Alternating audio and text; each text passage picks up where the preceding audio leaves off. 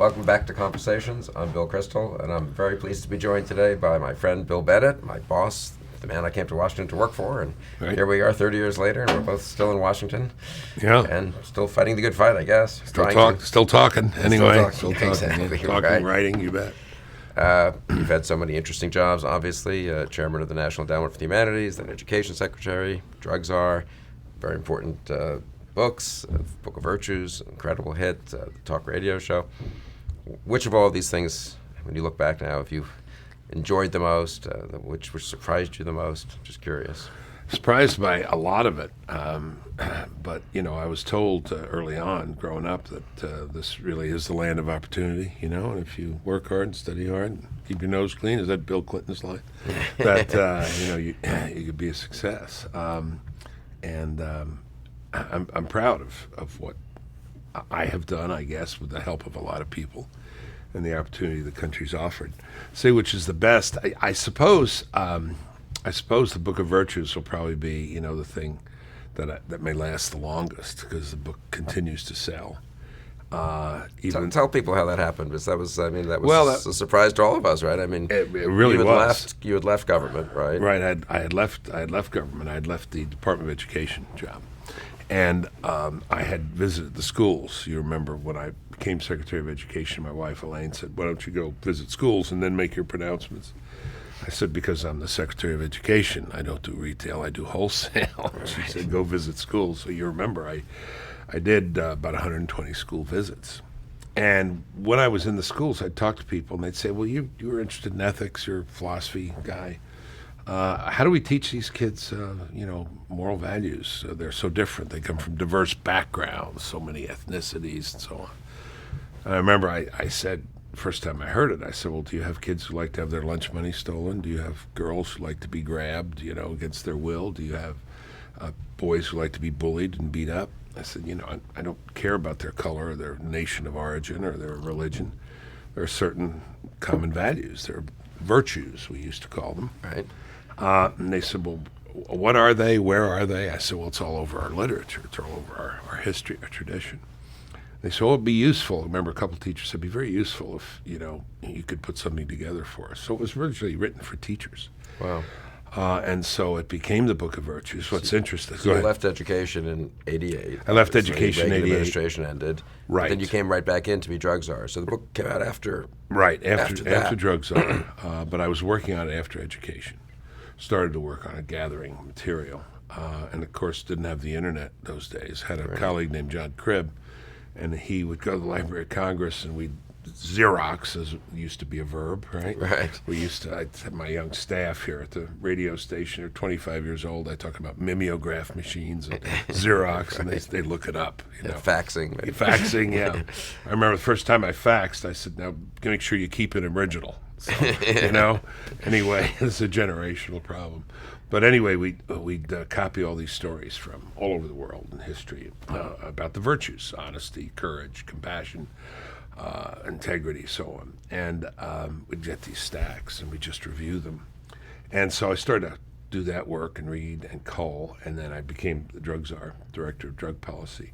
So didn't finish the work till the early 90s. It came out the end of 93. But the interesting thing about the book was that we had trouble getting an interested publisher. I finally persuaded my publisher, Simon & Schuster, to do it, but I got no advance, not a penny. And a lot of people said, "Who would read this book? Who would want to read this book?" It turned out to be a big bestseller. And I remember it coming out, and you sent me an inscribed copy, and I remember thinking this is great, but I can't remember exactly. When did you know it was going to be a big hit? So it comes out, this 600 pages with introductions by you of stories, history. It's actually 666. We had to change that because it's the devil's number. Yeah, good point. Right. Anyway, it was a huge book. And it comes out, and when did you sort of know you'd hit a chord? When did you know it was taking off? I'm just curious how that works when a book comes out. I mean, so it zoomed. I was in Asia at the time, traveling with Ed Fulner, the Heritage Foundation. I was a fellow at Heritage then, and my research associate was looking at the New York Times list. That's how you did then. You had to call the New York Times. Pre-Amazon, I think. Right, all that. And said, "No, it's not on the list." Oops, it's number 2. And then it stayed there for 88 weeks, for a very long time. It was a word of mouth. There was no advertising for the book. It was word of mouth. It just got around, and it was successful. I didn't have a good book tour. I remember Charlie Gibson on the ABC morning show said, "What's the point of this?" He held it. "What's the point of this big book?" And I said, "Well, it's to remind people what the virtues are."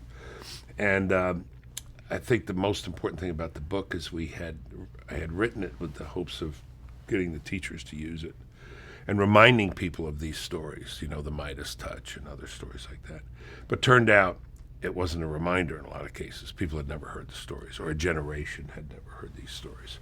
So it filled in the gap, and it still sells some. And I have the impression parents really became the market, at least the people I talked to, they were giving it to their kids and giving it to other parents to when they had kids, or for bar mitzvahs if they were Jewish, or confirmations, presents, That's and whatnot. right. Maybe more than teachers, do you think? Yes, teachers. It was adopted in a few school districts. A lot of teachers used it. Not a lot of teachers, some teachers. But then, the politics of education. Right. Someone said it was the book of conservative virtues. Well, the virtues aren't political. They are what they are. Right. And the people whose stories, who you quoted, aren't mostly political, No, right? They were no. American history and Right. George Washington and Shakespeare. And Martin Luther King and, all sorts of people. Anyway, but it was bound to be a political attack. I mean, I was used to being in government, working for Ronald Reagan. I remember, one story I used to tell was, but before I joined the Reagan administration, I had something like 32 honorary degrees from colleges and universities. After I joined the Reagan administration, for the next 20 years, I got 2 honorary degrees. So the politics of it, people were just going to view it through a political lens. But it was explicitly not a political book. And someone told me they saw Ted Kennedy on the plane reading the book, but he had a magazine over it, so people would see what he was. I don't know if it was true or not. But I think some liberal parents secretly bought it for their kids. Yeah, I hope so. Hope so. Yeah, me too. And any reaction to parts of the book that struck you, or any virtue? Did people, were they particularly grateful to have you rediscover one particular virtue, or did any part hit a chord more than another? Do you have a sense? I don't think so. I think arranged the book so it was easy stories to harder, and so people took it at different levels. Some people just read it to their young children. Other people read the first parts to their young children, and then had the children as they got older read the stories on their own. But if I go somewhere today, the book came out in late 1993. If I go somewhere today, people come up with, dog-eared copies of the book and ask me to sign it. It's very. That's why I say. I mean, I love my jobs, but I suppose in terms of an impact, it may be that. I remember talking to Jesse Helms, and he said, "I'm going to step down and." You could take your residence in North Carolina. Maybe you'd like to run for the Senate. And I thought, I got these work projects and what matters to me in the future. And I decided my books mattered to me more. It might have been a mistake, but hey, we have Tom Tillis. It's fine. Yeah, I don't think so. Things turn out well in the end. And it's interesting that the book came out of your government. Yes, government. And from going to the schools. Yes, absolutely. No, government was good to me. Is that a heresy? Conservative heresy? No. Well. But I mean, it was good to me in that it was an opportunity to do what I do now in a different way in a radio show, but to have a conversation with the American people. Well, let's talk about government, since I think that was always one of your distinctive contributions to American conservatism, that, of course, we want to limit government and reduce it and restore it to its rightful place. But you also always had the view that government had a role to play. And as Secretary of Education, for example, even though we wanted to cut the Department of Education, when I came to work for you, we were submitting budgets to cut it by, 25%? And of course, they never went anywhere. But and getting some resistance from budget people in the Reagan administration. You'll remember that. We had to fight back sometimes. But not from the boss himself. But you thought there was a role to play, as obviously in terms of encouraging people and encouraging the reform movement. I mean, talk a little bit. How does a conservative who's sort of comes out of a movement that's sort of anti-government, work in government? I mean, what did you? If I could, the first job, the National Endowment for the Humanities, because right there I got in and I looked at the grants that this organization was giving, and they were almost all going to the left. And I realized taxpayer money was funding propaganda films. There was a film about the Sandinistas in Nicaragua. And your mother, Gertrude Himmelfarb, happened to see it and said, this is socialist realist propaganda. Well, it was that wonderful turn of phrase that Gertrude Himmelfarb had. And so when I was asked what I thought of this film by the New York Times, I said social realist propaganda. I think that was my first front page. Yes, I vaguely remember reading about that when I was... Yeah, you were in diapers. Yeah, you were in college or graduate school. Anyway, I said, this has to stop. This is taxpayer money. You can't fund, this kind of political stuff. And then, I put a stop to a series of other things, so we're going to have a fair review process.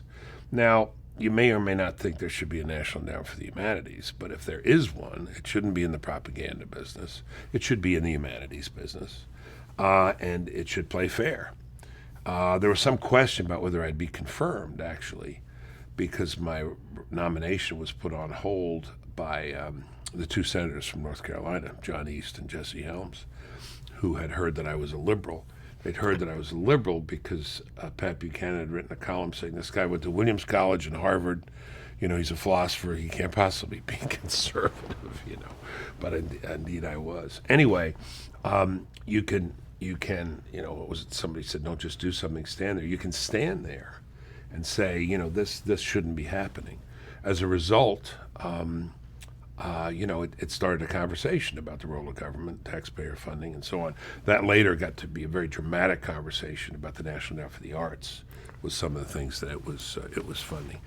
Then I didn't submit my goals and quotas for the Equal Opportunity Employment Commission, and I got a nasty letter from the head of the EEOC. Remember who that was?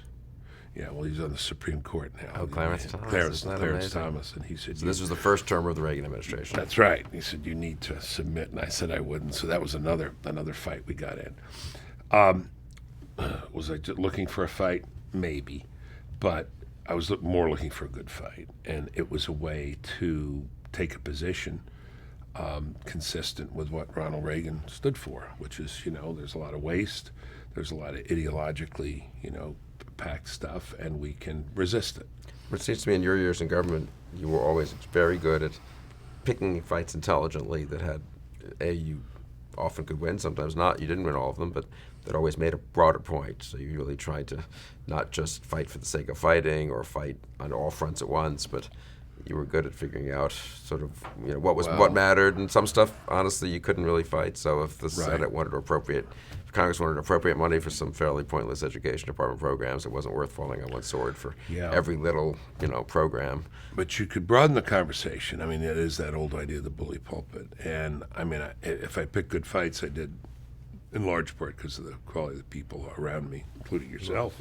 Full disclosure, you were there, absolutely. and you were chief of staff. We had wonderful. But we spent a lot of time thinking about that. I mean, I think people don't understand that part of government. They think we'd you just kind of show up at work and I don't like this, so I'm going to object to that. But that's actually not the most prudent way to do it. No, that's right. We'd sit around and say, how can we do this? How can we advance the issues we were interested in? Remember the 3 C's: content of the curriculum, choice, character. How can we talk about these? How can we advance this in American education? And then tell the truth about what was going on in the schools. And we did this by way of visiting the schools. You'll remember a lot of those visits.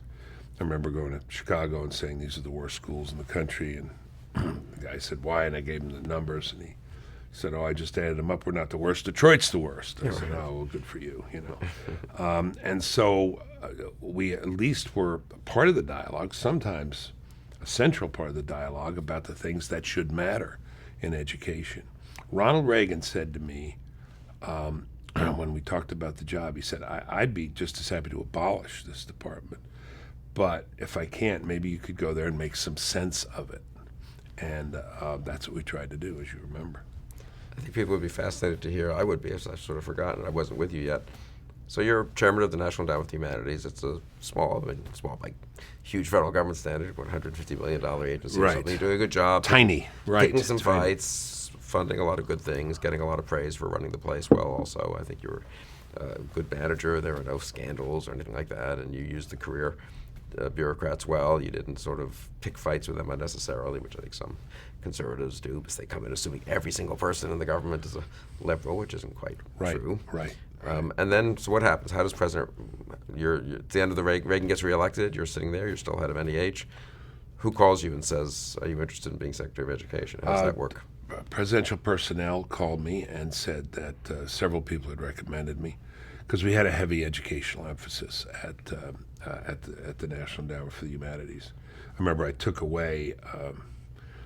They had a fellowship program for journalists in Aspen and other luxurious places, and I said, "This is ridiculous. We should make this fellowship program for elementary school teachers, people who are really teaching. We should work with them on the Federalist Papers and on Shakespeare and other things." Anyway, so we had a strong education bias, if you will, at the National Endowment for the Humanities. So I think I was getting known as something of an education guy, and that was indeed my interest. So then it came down to, I don't know if you remember this, but it came down to two finalists. It was myself and John Silber, the president of Boston University, my former teacher, and a tough, irascible guy. And the New York Times ran a story about the two of us being the finalists. And I called him up and I said, "John, no matter how it turns out, it's great, teacher and student." He said, "Get out of my way. I'm getting this job. Who do you think you are, kid?" That was very typical Silber, kind of endearing and off-putting response. But I was lucky enough to get the job, and that was a great opportunity and a great job. And how does that happen? So at some point, you're called in to meet with the president? Yep. I mean, Yep. Does he sort of interview you? Does he ask you what you want to do? Is it more? Well, he knew you already. Of course, you'd worked in the administration. He knew me a a little little bit. Knew me a little bit, yeah. But I remember he called me in, and I went to see him, and Jim Baker was there. He was chief of staff still, I guess. To police me, Right. And I started talking to the president about Dixon, Illinois. My very best friend comes from Dixon, Illinois, Reagan's hometown. So we started, and Reagan's president started to tell stories. And I remember Jim Baker said, "Mr. President, we have business to do." So, "Oh, yeah, now about this job, So that's when he said, I would just as well abolish it, but if I can't, can you make sense of it? I said, "Well, I'll sure try." So I did the job, and he was, this wasn't his top priority, obviously, nor should it have been. It was take down the Soviet Union, the evil empire, restore American greatness. But he took enough interest that he would occasionally call me. He'd read something. He'd read or hear a story. This is the way Ronald Reagan took it in and put it out, stories, narratives. And he'd say, "I just was reading this. Can we do anything about it? Can you find out something about this?" And I always did, of course. And then he'd say, "Bill, I was just remembering this great poem called Teacher by Clark Molinoff, this journalist in Iowa. Do you know the poem?" I said, "No." He said, "Well, I'll write it out for you and send it." I said, "I'm sure we can get somebody to copy it, Yeah. And next day I get this handwritten thing on yellow paper. The president has written this thing from memory.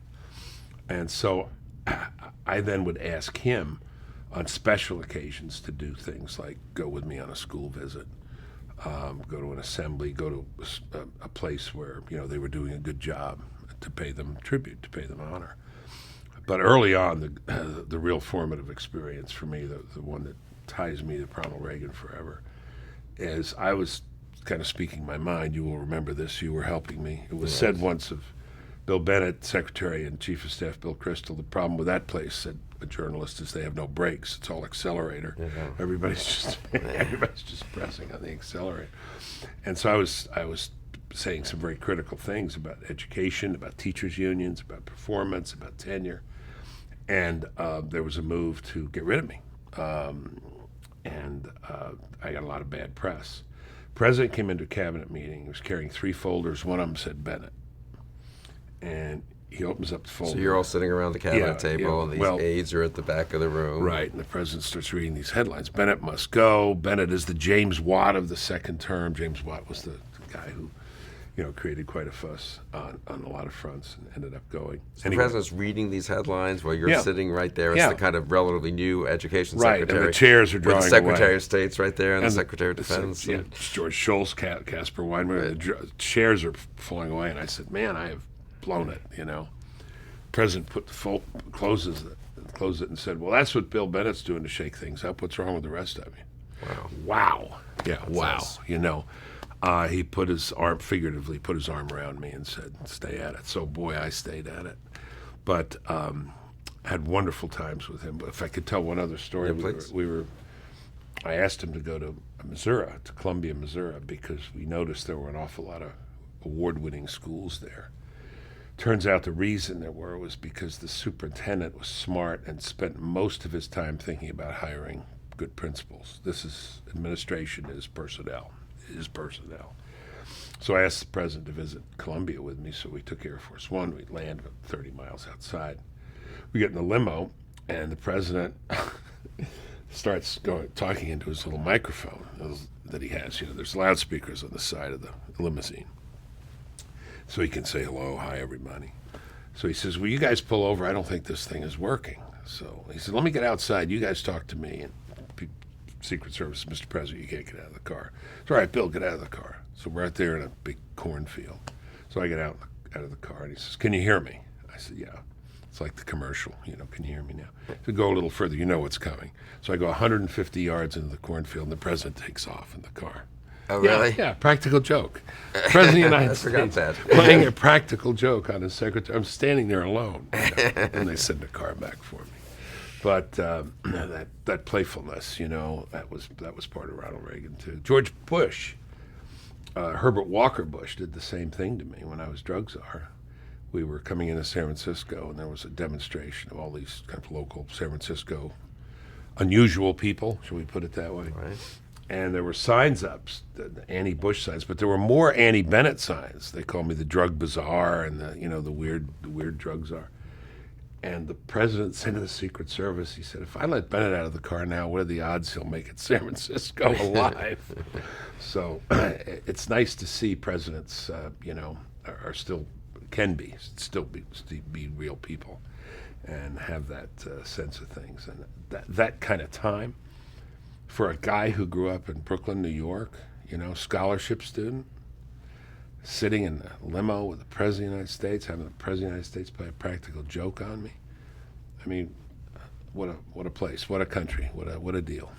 I remember when I became your chief of staff, and I guess at the very beginning of 1986, how astonished I was that we would occasionally get these little notes from President Reagan. Sometimes he would clip something from a magazine or a newspaper. This was a different era. And he would actually do it personally. He didn't even have his secretary or the staff do it, and write a little note on it. If it was something like the federal government's funding some terrible thing. Do we really fund this? Yeah, and then of course we were funding something which was funding something which was funding this usually, and we'd always of course write a memo back since it was the president asking. But he had a real personal interest in education. I think he thought it was important for the future of the country. We did an event at the White House about reading and memorization. Because we had some good words to say about rote learning and memorization.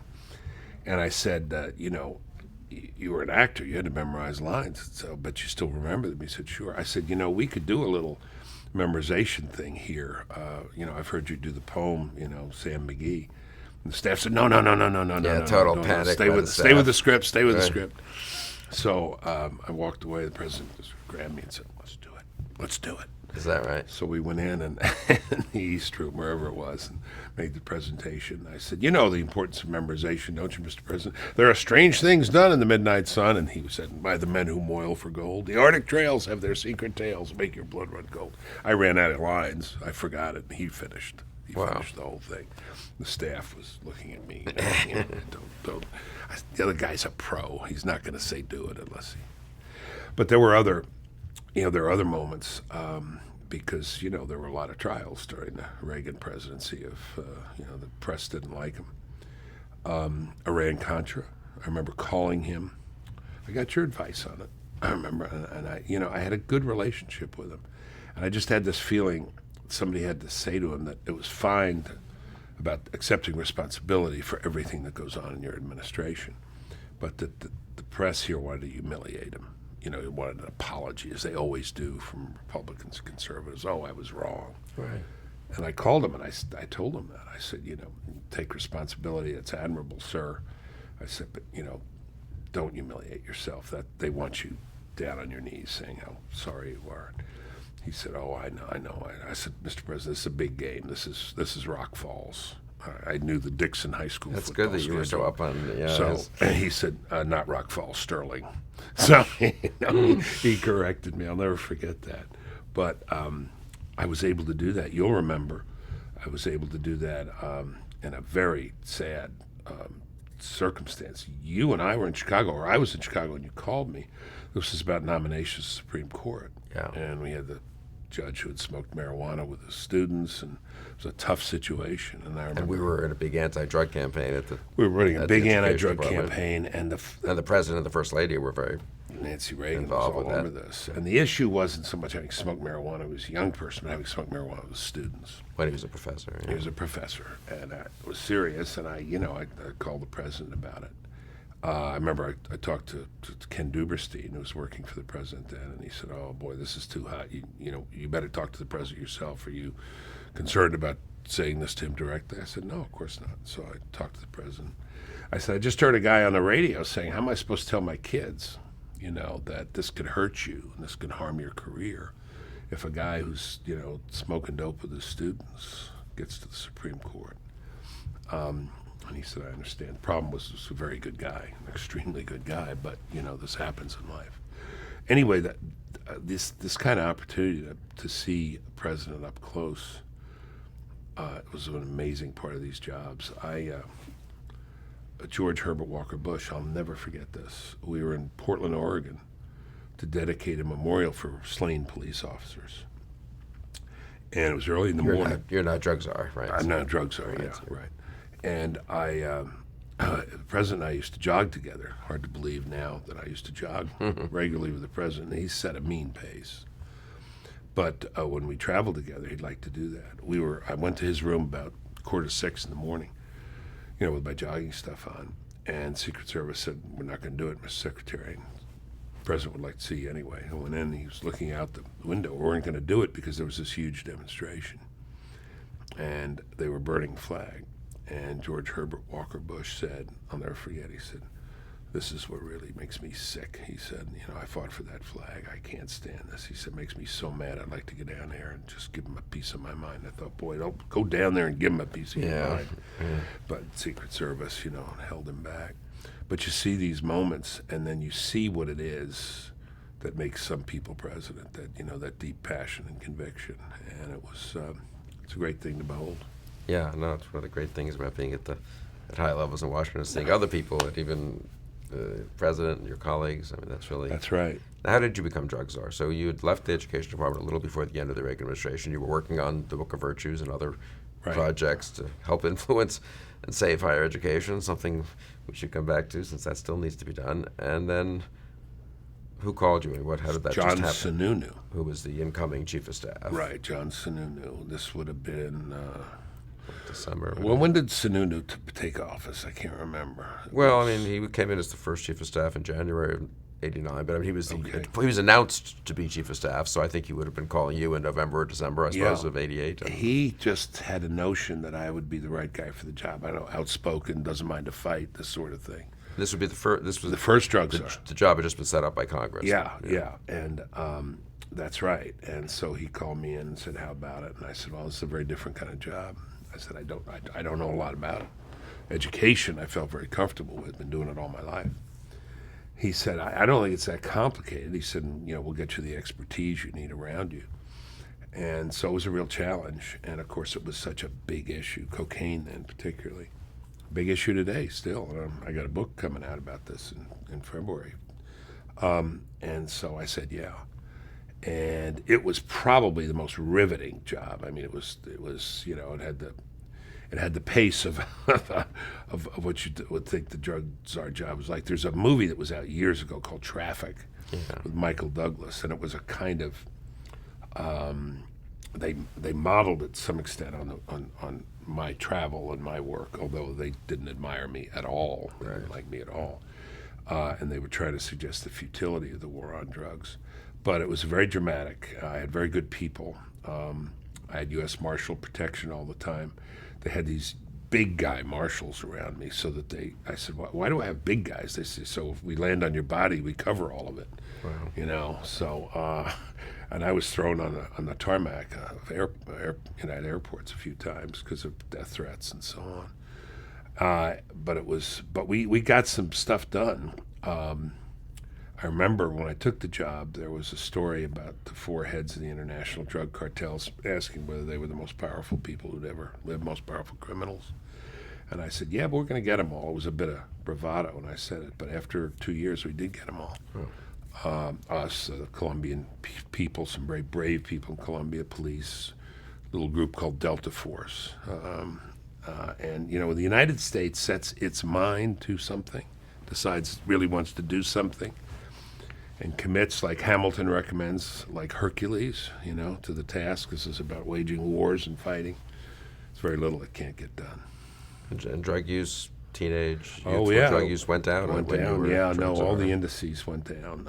But it wasn't me. It was a national campaign. It was the country was ready to turn. It needed a spokesman. I was one of the spokesmen.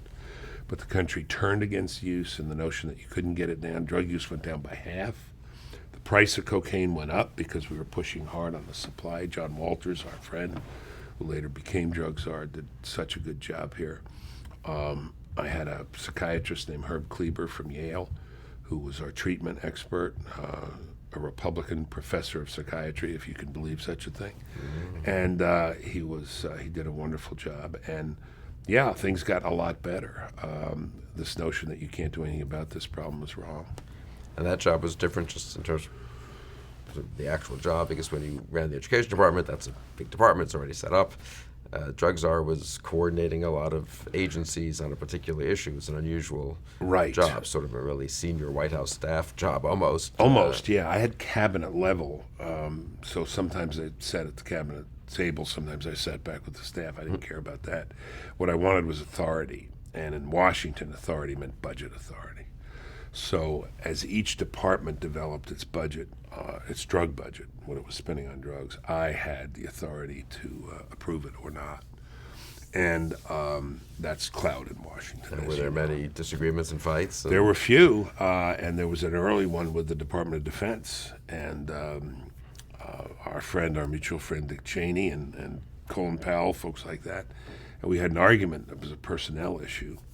And I remember I talked to Brent Scowcroft, who was working for the president, and he said, "Oh, I don't know if defense wants this, so you know they're defense, and you're just the drug czar." And I called the President Bush, and I said, "I got to win this one." I said because the president had said at a cabinet meeting right after his speech, his inaugural speech, he said, "We're going after this drug problem, and Bill Bennett needs your help and cooperation. When he calls on you, you need to help him out." I said, "Mr. President, people know I'm having this argument with the Defense Department. I need to win this one." And I said, "It's not on its merits that important, but it's important that we win it so people know we got to be taken seriously." And he came down on my side. I didn't win them all. You know, we had another idea to knock out all the cocaine processing plants in Colombia, and I lost that one. But that's for reasons I probably shouldn't get into. And the drug issue generally, which is of course flared back up, is it winnable? I just gave a talk the other night, and someone was saying, "Oh, that war's hopeless. It does no good." And Yeah. I tried to say, well, it keeps an awful lot of kids from drugs, and if it's not great to have 15% or whatever the right number is of 18-year-olds maybe using drugs once a month, but it's a lot better than to have 15 than 30 or 45 or 60. But it's hard to get people to see that we have accomplished something over the years. No, when you push down the history of drug use in America is sort of pushing down and getting the problem, improving the problem, and then letting up, and the problem gets worse. When I was drug czar, people said, "Well, let's let a state or two try legalizing and see what happens." I remember I said, "Not on my watch. We're not going to do this." Well, now we've done it in the country. So you've got Colorado, now you've got the state of Washington. Had these recent ballot initiatives this past November suggesting other states will go in that direction. So now we will see. And I've spent some time in Colorado. I'm studying it very closely. And Democrat Governor Hickenlooper said it was a reckless decision to do this. Returns aren't all in, but as they come in, I think people of Colorado are going to say, "Man, what did we do? What did we unleash?" If you talk to doctors, particularly, you talk to educators, they will tell you this has been very bad, very bad. And what's your basic argument to our back to our libertarian friends who say, "Oh, come on, it's a free country. As long as they're 18 years old, alcohol's legal. Why shouldn't at least marijuana be legal?" Well, there's nothing to the 18-year-old argument because unless you think no one under 18 has ever smoked or had alcohol or beer. You can't keep it from the kids. But the two things I'd say now that I probably couldn't say in 1990, one is that public opinion is softer and softer on this issue, more permissive. But the research is overwhelming. The damage done, a lot of it irreversible. Smoke once a week at 16 for the next 4 or 5 years, lose 8 IQ points, lose 8 IQ points. Who can afford to lose 8 IQ points? That's one thing. But there has not been a major article in a medical journal in the last 5 years that hasn't pointed out the harm and danger that it causes to motivation, to focus. We're doing all these things as a society. No more football because it gives you concussions, and pregnancy tests so the fetus is healthy. Protect the brain, protect the child, and then you ingest this harmful substance. Second, the tetrahydrocannabinol, the THC, the content, marijuana today is 5 times what it was in the late 60s. So when people our age say, hey, I was watching a commercial that ended with a reverie to Woodstock the other day. Hey, this is fine. I had dope. It didn't matter. This was 3% THC. It's now on average 14 to 15%. Imagine your beer, multiplied times 5. When people do the alcohol analogy, they need to realize that you don't have the opportunity to litigate that one again. If you did, we might come out with somewhat different rules. Right. But that's a settled question. But do we really need another way to get ourselves into trouble? I'll quote Governor Jerry Brown, who said, we got a lot of challenges in America, a lot of challenges in California. I'm not sure, a half-buzzed population can really meet them. Do we really need to limit the capacity of our children, our young adults, by putting this into the mainstream? I just think it's nuts. And do you think that the greater permissiveness and sort of libertarianism and the sort of popular culture makes it possible to win this argument, even if it's right on the merits? Some of our people on our side on this issue are a little fatalistic. No, I know that it's over. It's done. Yeah. No, I don't think it is. Yeah. I don't think it is. Do a fair counting. Do a fair assessment in Colorado and the states that have done this. Count everything. Notice that you haven't gotten the revenues that you said. Notice that you still have a black market. Notice the accidents coming back from Kansas and New Mexico and the neighboring states. Count it all up and then think about it. I think a lot of states will pause over this when they pour over all the data. I don't think it's lost at all. You're talking about our children and the future. You got to be able to take a second look at this. I don't think it's gone. Yeah, I think the Denver, Colorado thing could be a bigger issue than people expect in a year or two, too, even at presidential level. Yes. Since it's a national, we can say let the states experiment, and they can to some degree, but of course there are national laws on the books. Well, that's a crazy thing, too, because it's a violation of federal law, right. And yet the states are doing this. Of course, this Justice Department has decided not to enforce it. So, where are you on this interesting debate among conservatives about prisons and prison terms, and are too many people being locked up for the numbers are very small. There's virtually nobody in prison because of possession of marijuana. People plead down in many cases. People who are convicted of marijuana possession or marijuana distribution are usually truly guilty of something much larger. You don't go to jail for this. But there are states that have done a variety of things, experimented with a variety of ways of dealing with it that have been effective, which is, you lose your driver's license. In one place, they play hardball and they list people's names in the newspaper. Employers don't like to see this. More drug testing.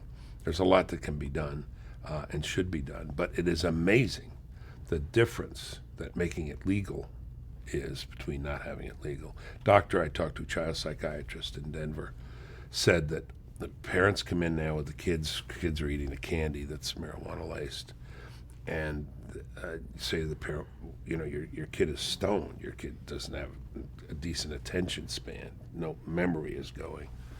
They said, well, it's legal. It's legal. This really does matter to people. It's a form of permission.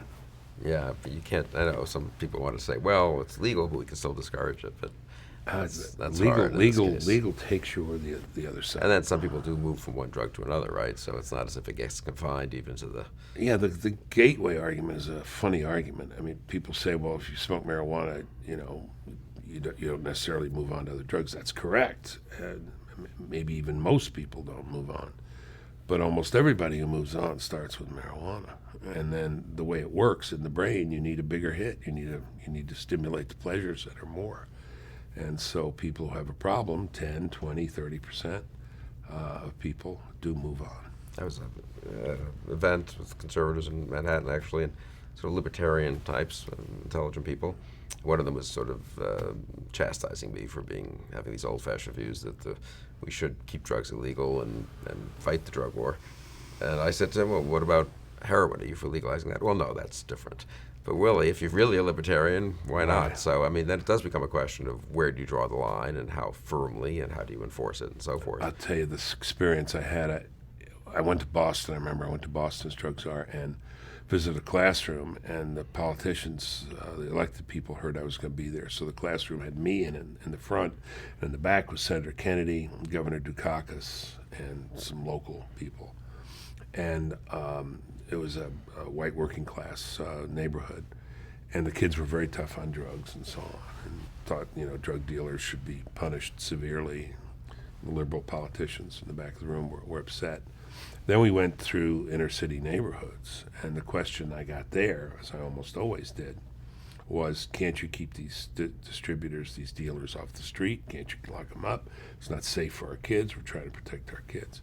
That night I went to Harvard, your alma mater, my alma mater, and all I heard was, let's legalize drugs. Yeah. I never heard the argument for legalizing drugs in Roxbury, but I did hear it in Cambridge. Yeah, that's powerful. It's a liberal elite Yeah, that's right. argument by people Sure. who think they can manage it. Maybe they can't, incidentally, Sure. since if you talk to people about it. Well, that's right. I mean, look, I was a proctor at Harvard, and I had a dorm with freshmen, and this was 68.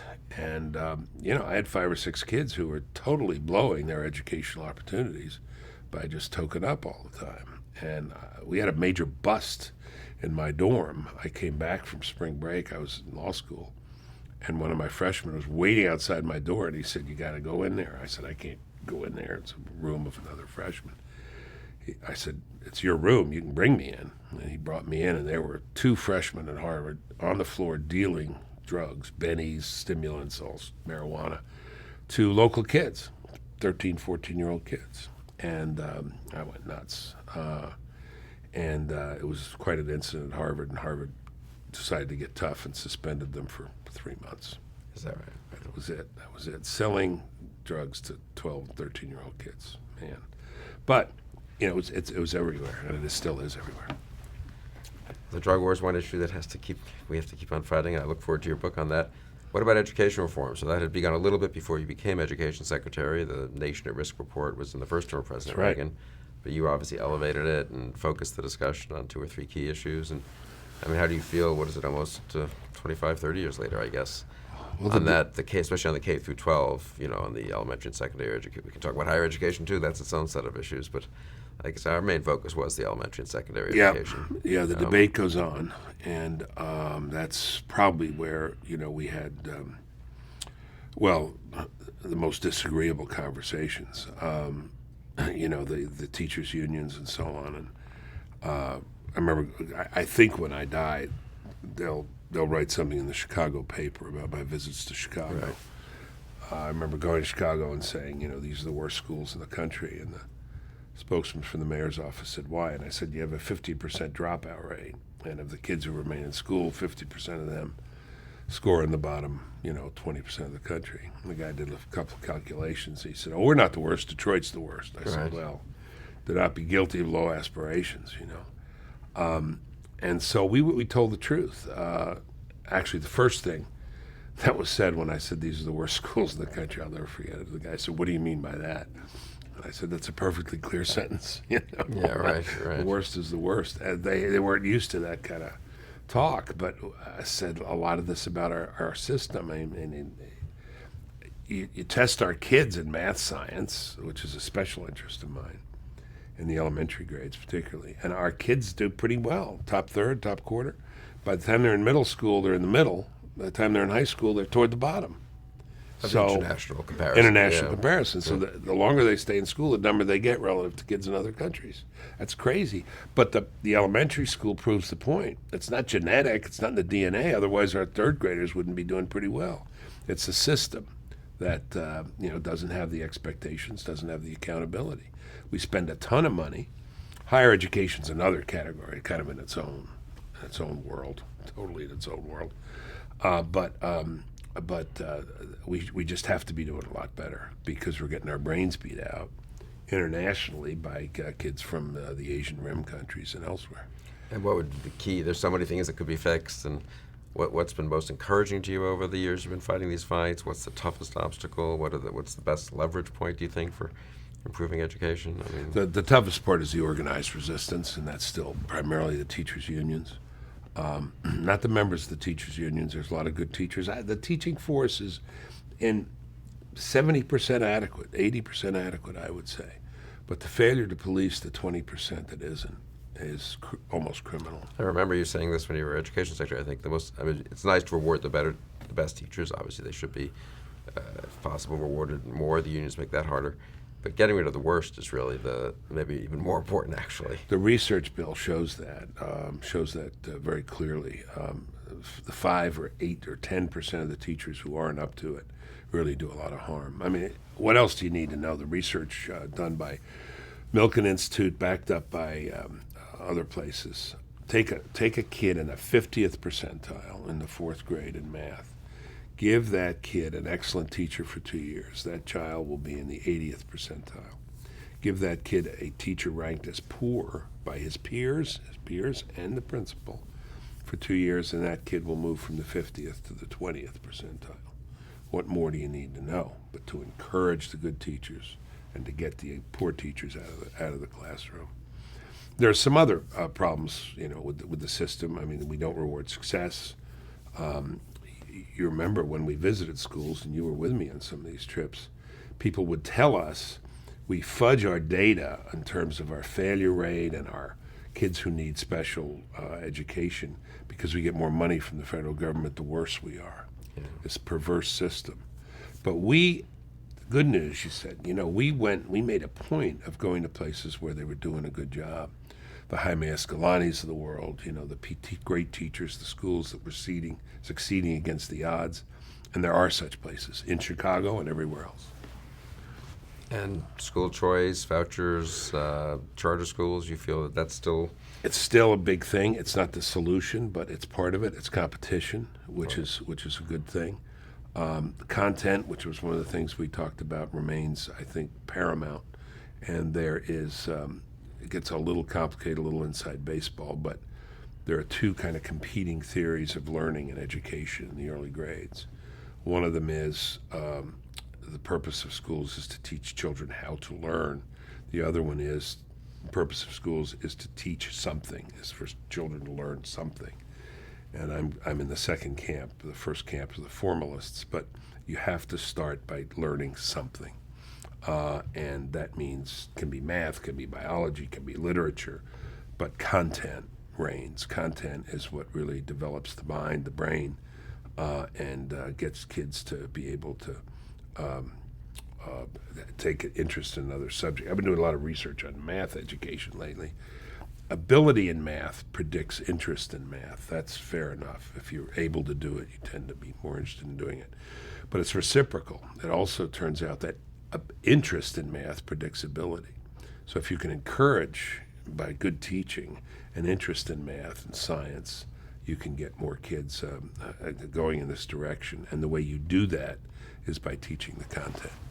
You produced books of content and also online material and Yep. through various enterprises. Yep. How hopeful are you about, and then there's the Khan Academy, all these other things, how hopeful are you that the schools maybe ultimately aren't going to be entirely fixed, but that parents can take advantage of other resources and the way the country can do better, even if the school system remains a bit of a problem? It's a great question, and the Khan Academy is a good example. I think technology can change the whole ballgame because you can bypass the poor teacher, and you can utilize the talents of the great teacher.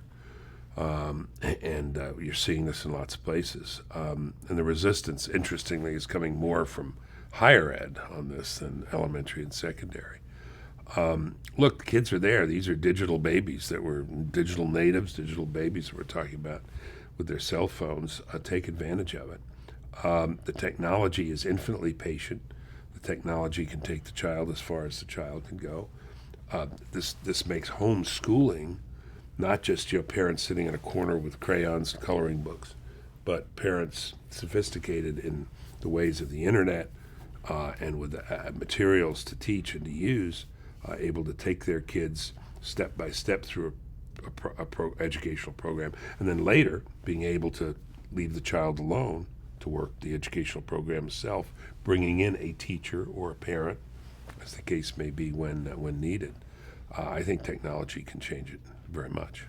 I think homeschooling really, when we defended it when we were at the education department and helped to get going a little bit, I had sort of not focused on this, but someone thanked me the other day actually, and thanked you for defending their right to do this in the mid-'80s when it was still very controversial and under assault by the states. But it seems to me it's really, I mean, there are a couple of percent of the kids who actually are homeschooled full-time, but it seems to me the distinction is almost breaking down between That's homeschooling right. and organized schooling, because the parents, the technology does allow the parents to take so much bigger a role. Maybe you pull your kid out of the school 1 year and educate him or her on certain That's right. things, and then That's they right. go back in the next year. And I'll give you a term: blended learning. Blended. Okay, this is the term of art they're using now. But no, I structured education for some reason, for some purposes, for some subjects, and free form for other. But yeah, this is what's possible now, and the level of sophistication of the technology and of many people, parents, with the technology makes all this possible.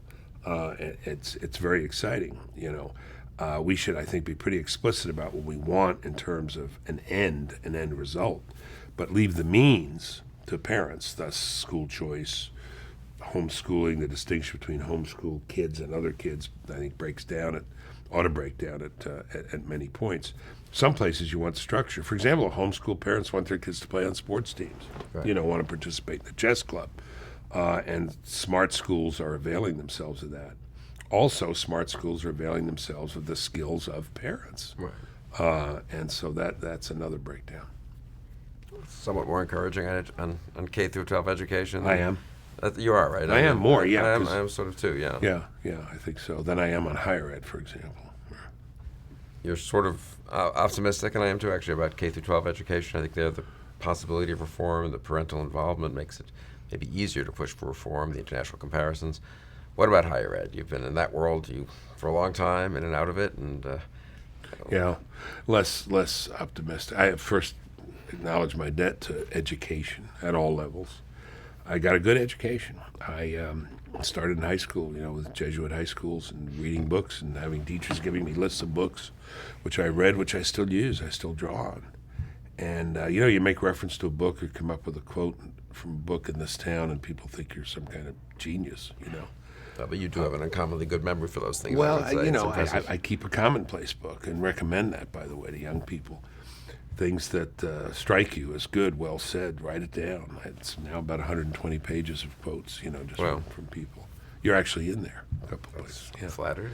That's nice. Anyway, so it was good to me, and I majored in philosophy and literature, two relatively useless majors as you think of the world in pragmatic terms. At Williams, Yes. which but you got to how? You were at a Jesuit school? I was at here Jesuit high school here, in D.C.? Complicated story, but I asked the Jesuits, where do you want me to go, Boston College or Holy Cross? And they said, no, you're in a contrary mood. We want you to go to one of their schools. So you can rebel against them instead of against. Right. So I had to look where the money was, the scholarship. I was admitted to Princeton and Williams, and Williams gave me $200 more a year than Princeton, and that was the difference. Amazing. I make a decision. And were they interested in you for football? Or Yeah, for they were. partly? They were not interested in my mind. They No, were I'm sure interested they were in both, me but helping right. to beat Wesleyan and Tufts and Trinity. That's nightmare schedule.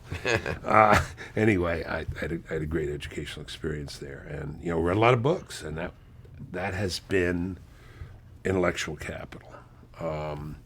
Again, I remember your mom told me she said, you will draw on that intellectual capital you will find when you get a job in Washington. You'll have no time, if you do this job right, to read books. You'll be reading memos, Right. writing memos, and a lot of that's true. So readiness is all, Shakespeare says. So do that readiness when you're in high school and when you're in college. Read, and read the good stuff. Pays off. My optimism about higher education is not there. I'll take technology. I'm saying I'm relatively optimistic about the uses and applications of technology at the elementary and secondary level, but tremendous resistance at the higher ed level. I'm on the advisory board of a group called Udacity. This is a Stanford professor who teaches computer stuff and invented a robotics, and all that. Anyway, he puts courses online. This is Sebastian Thrun. And he was working with the universities to put courses online. Why? In California, you've got 300,000 students waiting to get into the community colleges. By the way, when they get in, most of them have to take remedial courses because the work wasn't done. He said, we can educate a lot of these kids through the technology. Well, the philosophy department at San Jose State said, we have no use for this technology. The faculty at Amherst voted against using technology to teach courses. What are they talking about? Were they in the 13th century? Right. Opposed to the printing press? I mean, it's happening, folks. So accept that. But the problems in higher ed remain the same. In the humanities and social sciences, just the hard ideological control of the agenda. It's laughable. You do these surveys of the politics of professors. In my field, philosophy, I think self-identified conservatives are 0, far left like 30%, moderately left 40%. So this guy said, when I left the philosophy department at Boston University, that was it. There were no longer any more conservative philosophy professors. Well, Harvey Mansfield, but I guess he's in the politics department, isn't he? So there's that, and I think it does contaminate the process. I can't improve any more on what Alan Bloom wrote and others have written on this, but it is a contagion and it's a stain. Plus the abandonment of the best purposes of higher ed. The idea of a core curriculum. I'm going to confuse this with the Common Core debate, which is something else right now, but the notion that there are certain things that every educated person should know. I went back to your alma mater, Harvard, for its 350th. I was Secretary of Education, and I blasted them, actually. I said, no one, you guys aren't as good as you think you are. Of course, no one could be as good as Harvard thinks it is. Just to be fair. And then I got into a debate about this whole idea of the core, and the Harvard faculty voted in its wisdom that students didn't need these core studies because they were smart and sophisticated enough already. No, they're not. They don't know these books, and these ideas are worth reading. And so I was carrying forth on the stage there at Sanders Theater, maybe? I think so, right. And the president, Derek Bach, got upset and asked if he could come up on the stage and challenged me, and so we had this back and forth. He said, we do have a core. I said, you don't? No core. Yes, we do. Yes. At the end, the Harvard students showed their great brilliance and sense of humor by giving me a case of Coors Light. I'll never forget that. And they said, here's your course. But it's a shame. Now these young people will succeed anyway because they're bright, and they'll educate each other, and they'll get around to some of these books, but so much more could be done. It's just a shame. It's awfully expensive to go to a lot of colleges. Everybody knows about the debt now. It's one of the first topics that comes up. Right. And our college graduates now, half of them are unemployed, and 50% of the remaining 50% are in jobs they didn't need to go to college for. Mm-hmm. So what I'd like is truth from the colleges. What does it really cost? What are your job prospects? What do people make? I did a book called Is College Worth It? And we had the temerity to put in this book the ROI, the return on investment, by going to various schools. And it's pretty dramatic. Yeah. I'm not one to to believe that the purpose of higher ed is simply to get a job and make a lot of money. Wouldn't have majored in philosophy, if I did believe that. But it is true, petroleum engineering, Yeah. South Dakota School of Mines.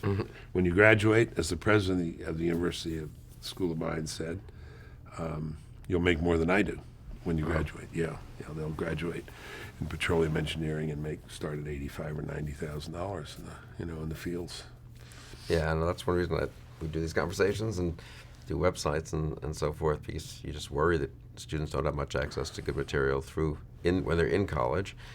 They have political correctness, the disciplinary focus, and the kind of weird combination of political correctness and professionalism, which the one thing they aren't really encouraged to do is to think broadly and necessarily read the people they should be reading. Maybe the internet can help there too, though. Right. Read broadly and read deeply. I mean, I find the things I come back to are the things I come back to, the things that last, the best things, the smartest things, the things in my commonplace book, and they keep coming up. Yeah. And there's really no substitute for that. I do a lot of advising of students, kids, about life, career, and so on. And I said, this is the time in your life when you can stop and pause and read this stuff and have the all-night bull sessions about the meaning of life and is there a God, and that's good. And don't waste it by being wasted all the time or drunk all the time, because this is a great opportunity, and there's stuff that you will have the opportunity to confront. With the chance for a good education that you probably won't have later on. And what about the culture as a whole? I mean, some of our friends, conservative friends, are extremely pessimistic and think it's all patriotism is no longer there and discipline is no longer there and Western Civ is going down the tubes. And of course, sometimes you wake up in the morning and go online and read what's happening. You think, oh, maybe that's true. But so where are you on this? And I wish things were better. I think we have lost a lot of the cultural war and cultural ground, frankly. But I'm not despairing. First of all, you're not allowed to despair. You're not allowed to surrender. Hannah Arendt wrote once, there's certain kinds of surrender that's not to be tolerated in the presence of the young. And one of them is you don't surrender your country and you don't surrender your culture. Look, I think there are some signs that the culture's fighting back. We see it through politics. Recent election was encouraging to me.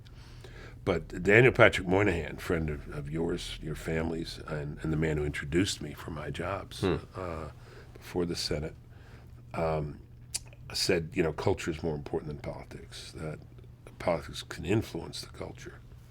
The things that bother me that are real, I think, and I, like you, instinctively want to counter the negativity, the things that are real are the 76% of Americans who say they don't think their kids will do as well as they did. I mean, that's bad. That's lack of hope about the future and about your own children. They have some grounds for that. I mean, there's some declines here going on, and we're not keeping up in a lot of ways. I'm worried about the education system. There was a great Wall Street Journal editorial a few weeks ago. You probably saw it by Don Kagan about patriotism. I don't think we teach this love of country, this thoughtful and enlightened and critical love of country, and I think that's very bad because this is the last best hope of Earth, this country, and we need to teach it in the right way. It's patriotism kind of regarded as a kind of down market commodity. You're kind of dumb and unsophisticated. What's the Latin? Odi profanum vulgus. I hate the vulgar crowd. If they like it, then I don't. That's kind of elite attitude. And so that I think is worrisome. You have a son in the Marine Corps. I have a son in the Marine Corps. So proud of these guys and the people you meet, their friends. Yeah. But they're a special group, kind of apart. Yeah. And they're not part of American society in a way they used to be. That's the argument. One of the arguments for the draft. You might not have as professional an army, but everybody's integrated in understanding their role and that they have a job to help defend the country. I remember when when our son made this decision. He came out of Princeton. He had opportunities. Your son came out of Harvard. There were people who said, "Why are you doing this? Are you crazy?" What kind of reaction is that? to people who are, doing this kind of service. At least the left has learned to at least speak respectfully. Right. That's a big change. And that's that. Right. You don't say load the military anymore. Right. And that is a big change. But it would be better if the virtues, if I might say that, of the military ethos were more prevalent in American life. So there's work to be done. Look, what do I want to do? I mean, if I could spend full time and make a living at it, I would work to improve the teaching of American history and civics in the schools. I mean, I really think it's our worst subject. We talk about our math and science, our worst subject, knowledge of right? America, yeah. And who's going to tell these kids that they live in this great country, that yes, as Moynihan said, we've done terrible things, but are we embarrassed to speak for a less than perfect democracy? No, we're not. How do our people find out about terrible things we do? They read it in the newspapers. They see it on television. We correct. We self-correct. How come everybody wants to come here? I'll go back to my school visits, Bill. And you accompanied me on a lot of these when I was ed secretary. And it was a high school near San Diego. And the girl said, young girl, senior in high school, said, or junior maybe, "You really love this country. Why do you love this country?" I said, "Well, a lot of reasons." I said, "But, every country has gates. And one test of a country is when you raise the gates, which way do people run? Do they run in or do they run out?" I said, "When you raise the gates here, they run in. Even if you don't raise the gates, people run into America. They pour in every chance they get. Not a laughing matter, but it tells you, that people want to be here. So appreciate that." And I don't think people do, and I think it's a very important thing to carry on in life, that notion that you live in a worthy place, and it deserves your attention and care. And it has to be taught a little more consciously, I think. Consciously and we explicitly. sort of assume that everyone just picks it up, but well, a lot of the teachers, and this you learned from going to schools, a lot of the teachers assume that the immediately preceding level taught America, and America's a great place. And I'm going to tell you the truth, it's not such a great place. So now that's down to the 4th or 5th grade, where we're getting revisionist history now in some places. So yes, it needs to be done quite explicitly. And this is another reason for the growth of things like alternative schools, charter schools, homeschooling. Most of the people I know who pulled their kids out of public schools didn't do so because of the academics. They did it because of the ethos, the spirit, the values, the morale and morality of the place. I mean, one thing that strikes me, I think we've discussed this, there's clearly a popular yearning for this. I mean, the best-selling biographies of the founders of Lincoln, the degree to which Americans are willing to pay real money and spend time, they're busy, they're working, whatever, to read a biography of Alexander Hamilton or Washington or whatever. This is, of course, scorned in the academy where they're doing social history, and it's very hard to find actual professors at Harvard or Princeton or anywhere who are writing old-fashioned biography. But obviously the public has a sense that they maybe wish they had learned more when they were younger about these men and women, and or the interest in the Civil War and visiting Gettysburg and that sort of thing. I'm struck by that. But well, the stories are unmatched. I mean, you think of the stories that make America. They're unmatched. It's a tapestry. It's Joseph's coat. It's amazing, and it turns out to be a country, where for an awful lot of people, the dreams actually do come true. Right. And yes, people want to read these stories. Why can't we tell these stories at a younger age? When I was visiting the classrooms, the 4th grade, I used to tell the kids a story about George Washington with his eyeglasses. The famous. Tell the story. That was used to love that. I mean, yeah. Yeah. Well, toward the end of the war, the soldiers were not getting paid, and they wanted to go to Philadelphia and march on Congress, and at bayonet point and get their money. And Washington was, opposed to it, and he had written down a few thoughts, and he pulled a scrap of paper out and he pulled out his spectacles. When he pulled out his spectacles, he could hear the gasp from the soldiers. They hadn't seen him with his glasses on. He said, "Oh, excuse me, gentlemen," he said, "but I have become not only gray but almost blind in the service of my country." It's a great story. It's a great story about getting old. I set it up, Socratic style with the 4th graders. I said, "Is it a good thing or bad thing to get old?" And they said, "Oh, it's a terrible thing to get old. You get cranky and creakily and, creaky." And I said, "Well, but in some ways you can get better." And made the fundamental distinction between, if you will, the physical good or the material good and the moral good. and the kids got it. But endless source of stories and inspiration. The story of this country. There's no story quite like it. An intentionally designed country that has worked and that has been, the last best hope. I tell people, I end my speeches by saying, whatever you may think, if you live in some poor, immiserated, godforsaken part of the world, and where some dictator has his boot on your throat, and you see a group of men coming over a hill toward you, and they're carrying a flag, your prayer is that it's the American flag. Because they're there to help you, not to take your money, not to take your oil, not to take your land, not to pillage your village, and rape your wives, take your children. They're there to help you, and almost everybody in the world knows that. Why is America the favored country of people in the worst and most beleaguered places in the world? Well, that's a good note to end on, and thank you for your service to the country, honestly. And you've taken some blows and some arrows and slings and arrows, is that the phrase? Yeah. But you seem to have survived them very well. Well, and still fighting the good fight. Thanks. Someone said to me, you really, it wasn't high principle for you, Bennett. You're a certain kind of Irishman, Irishman walks down the street, sees a fight going on, says, "Is this a private fight or can anybody get in on it?" You got a little of that Irish too, Yeah, Mr. I guess Kristol. somehow. I don't know. Where'd the Irish come in? How'd that happen? Thank you. Thanks a lot, Bill, and thank you for joining us for Conversations.